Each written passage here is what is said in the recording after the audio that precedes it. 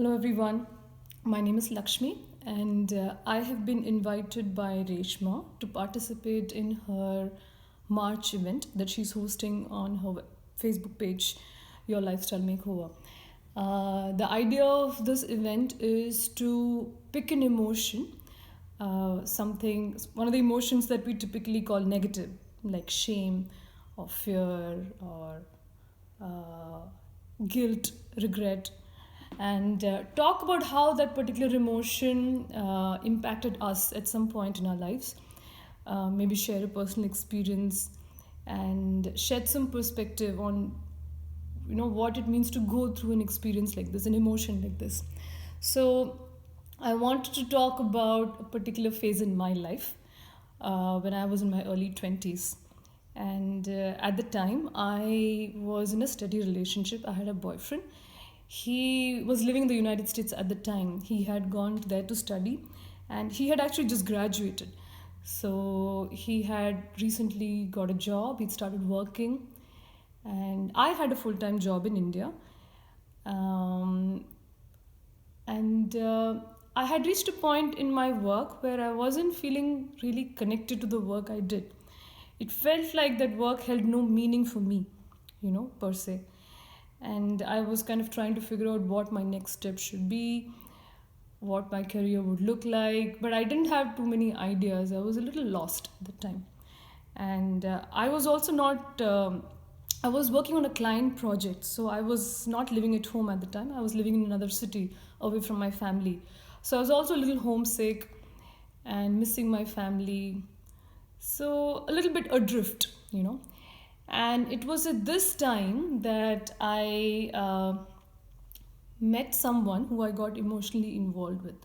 We just got introduced, we became friends, we started opening up to each other.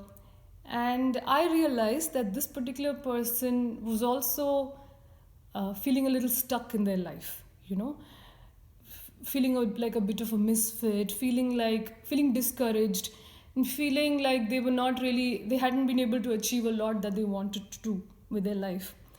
And maybe there was a failed relationship, I don't remember, but we kind of connected on this shared sense of feeling stuck, feeling like misfits in this world.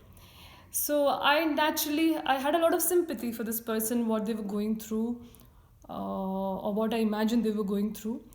And I wanted to be there for them, like many women wanted to be that good friend, wanted to support them and help them heal and all that. And so I had a lot of sympathy.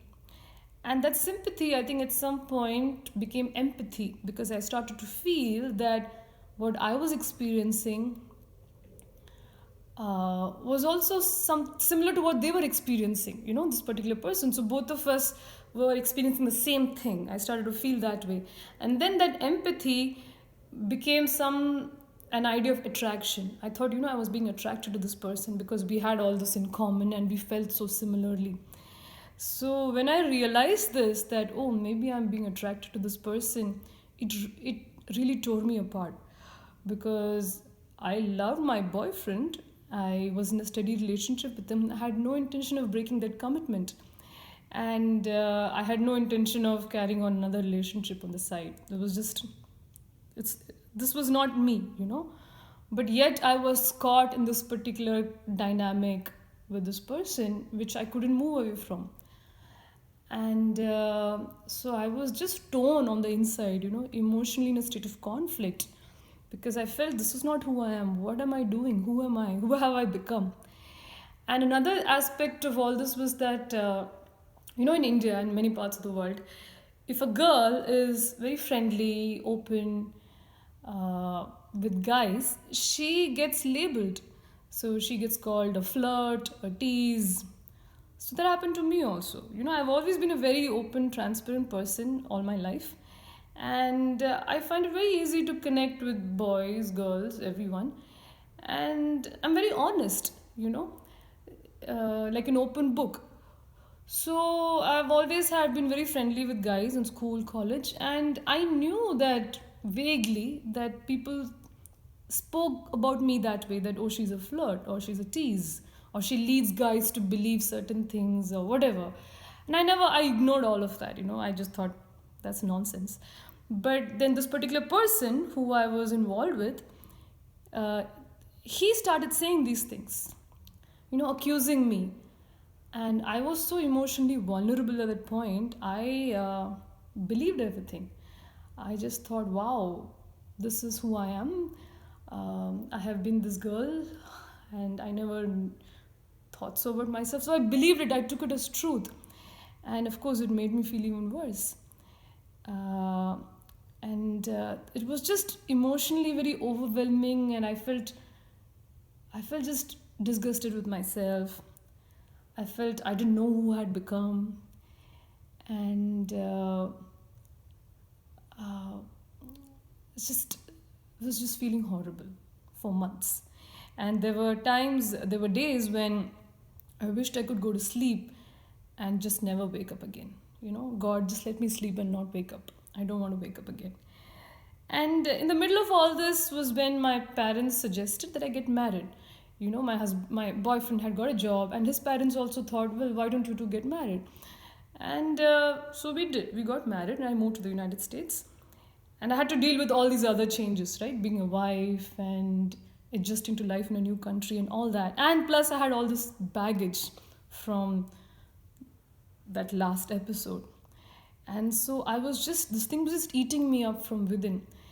And one day I finally told my husband, and he was very sweet about it. He just heard me out and didn't say a single word, just didn't say anything about it afterward.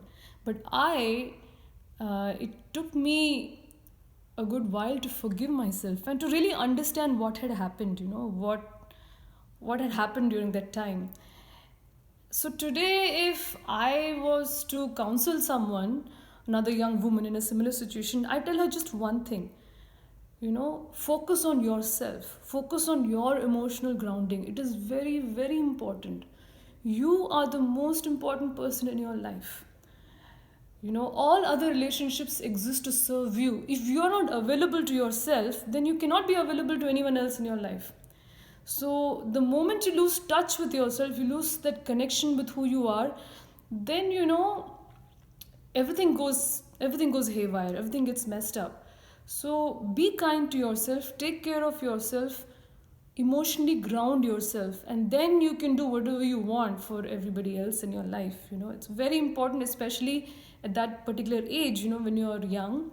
And also, if you're someone like me who doesn't have very strong boundaries, this becomes very important. So it's a good lesson I learned, and I hope it has helped. I hope it will help those of you who are listening.